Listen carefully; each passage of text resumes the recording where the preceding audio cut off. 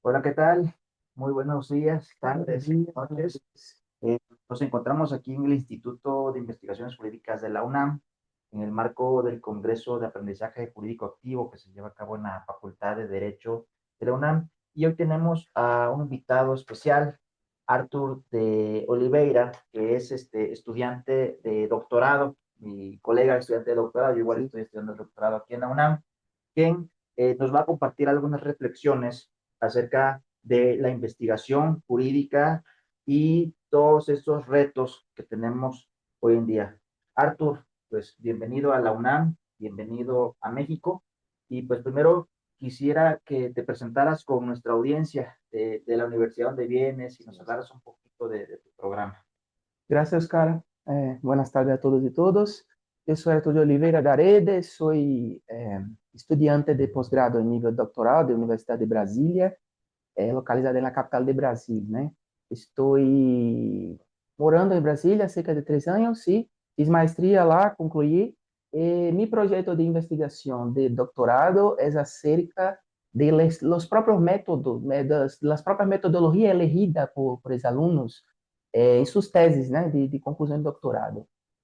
Eu me pergunto nesta investigação acerca das escolhas, né, elegidos de temáticas, teorias, analisando das elegidas metodológicas de tese, de projeto. Então, eu vou analisar cerca de 150 projetos, né, projetos não, perdão, teses de doutorado prontas, né, finalizadas, tentando entender porque tem uma questão muito específica na Universidade de Brasília, em programa de pós-grado, que é um programa de pós-grado diferente, certo? É um programa de pós-grado muito interdisciplinar.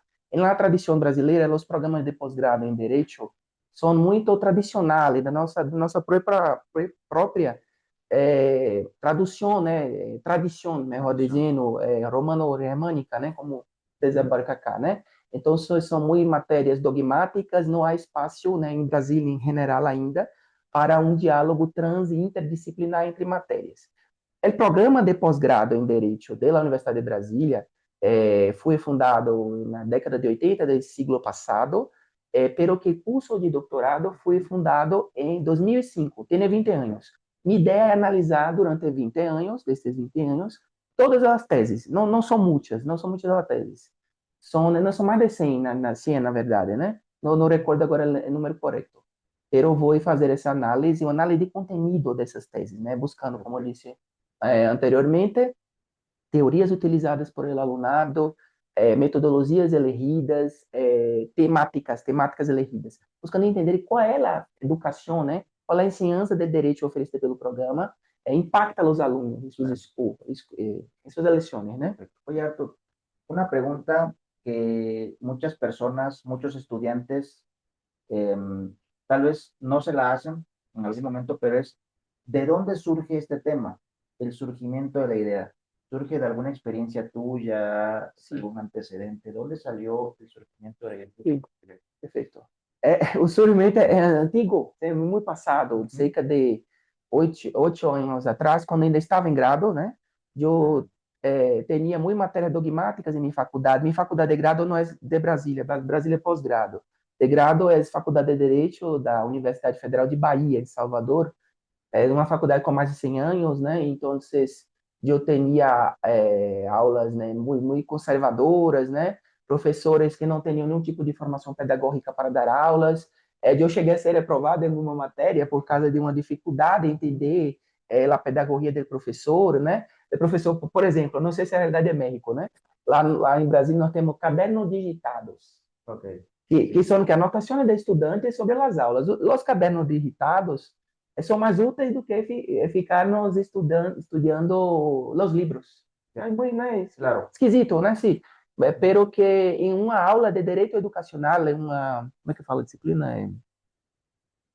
Classe, uma classe de direito constitucional, um professor abordou acerca da ciência jurídica.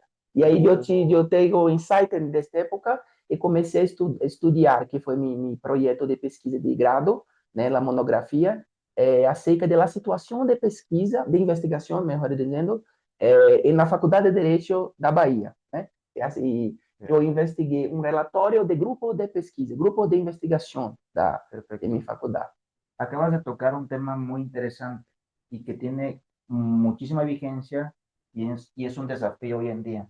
Sí. El tema de la dogmática jurídica. Sí. Hay quienes siguen insistiendo con diferentes argumentos que la dogmática debe prevalecer. Pero si nos vamos al tema literal, al tema de contenido, dogmática, pues son dogmas. Sí. Y si hablamos de ciencias, Sí. Perdemos. ¿Qué Sí. opinas tú sobre esa parte? Sim, tenho uma opinião interessante. Eu penso o seguinte: a ciência, entre aspas, né, do direito, vem de tradição dogmática em tradição enciclopédica, né? Nós outros aprendemos uma série de palavras, né, técnicas de direito, traz uma certa dificuldade no início do curso, e eu penso que a dogmática segue certo como é que eu posso dizer, uma metodologia clássica, cartesiana, lógica, e que, se formos pensar na história da ciência, esta dogmática, essa metodologia tradicional, cartesiana, lógica, predominou até século XX, né, século passado. Pero desde o século XX, nós outros temos uma nova ciência, uma ciência que se preocupa com a subjetividade. E no estudo da subjetividade do indivíduo, da sociedade, é necessário um caminho interdisciplinar, transdisciplinar, em conjunto de classes, né? Conjunto de ideias de classes, né? Unidas, né? Unidas. Claro. E pensando desta forma, nesse campo de estudo será necessário diálogo de disciplinas. E, por exemplo, direito com meio ambiente, direito com biologia, direito com gênero, direito com raça, direito com diversidade sexual, né? Então, penso que as aulas de grado, os professores, por não terem uma formação pedagógica adequada, estão pensando como se estivesse em siglo XX. Perfecto. Sí. A ver, un tema. Nos hablaste de interdisciplina, sí, de tradiciones, de no podemos negar el pasado del derecho, sí, enciclopédico, sí, era normal. sí. Pero incluso en la investigación jurídica, sigue habiendo investigación jurídica tradicional, documental, Sí, sí. no hay análisis empírico o no se evalúa la eficacia. ¿Tú consideras que hoy más que nada es necesario empezar a abordar interdisciplina, Sí. estudios de la eficacia? Tú estás trabajando sobre 150 proyectos. Sí, Entonces, tú ya tienes un mapa, sí, es decir, aquí hay dogmatismos, sí, sí, aquí hay interdisciplina sí, sí, y aquí hay ciencias sí, jurídicas. Entonces, supongamos, tenemos 150, no nos digas cuántos, dinos incluso de lo que tú conoces alrededor, el dogmatismo sigue predominando, sigue siendo muy... sí, sí.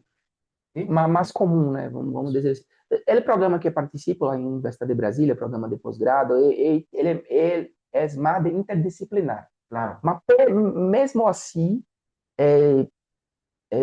acho aí o que 50% ou 60% de trabalhos são totalmente teóricos. Mas o que é interessante é que mesmo esses trabalhos teóricos não têm metodologia.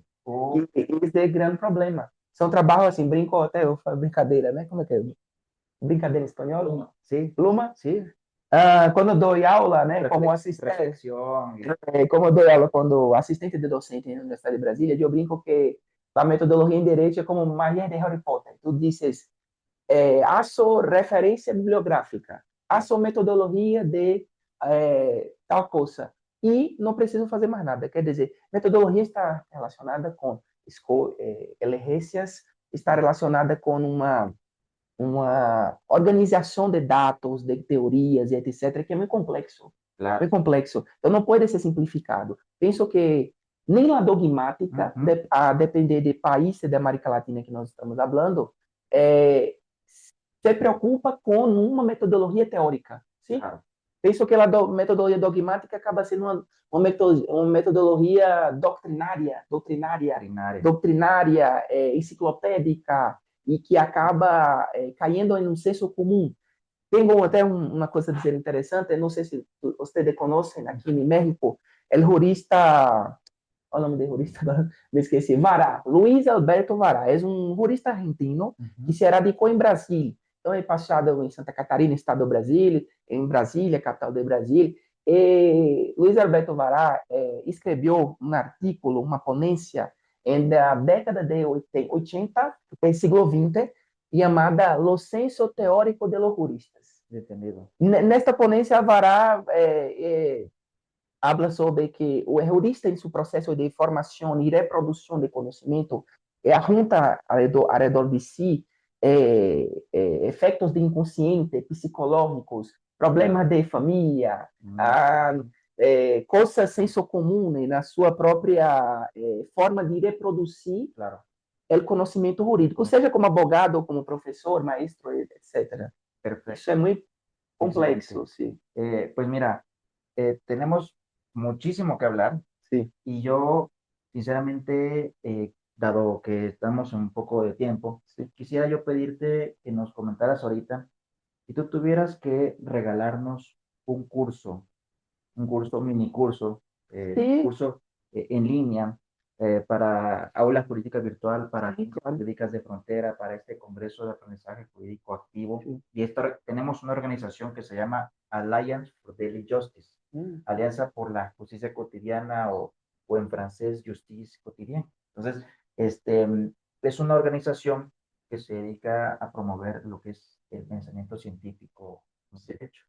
Tú decías, a veces la metodología se usa como adorno, porque llegas y ves una tesis y dice, se utiliza la metodología de cualitativa, cuantitativa, teleológica, y luego tú la revisas y pues no la eso es como las demandas, escritos de abogados. Entonces, pero bueno, yo quisiera que nos dijeras un curso sobre qué nos podrías regalar, algo que te guste mucho y que tú consideres que sería útil para los jóvenes investigadores. Sí.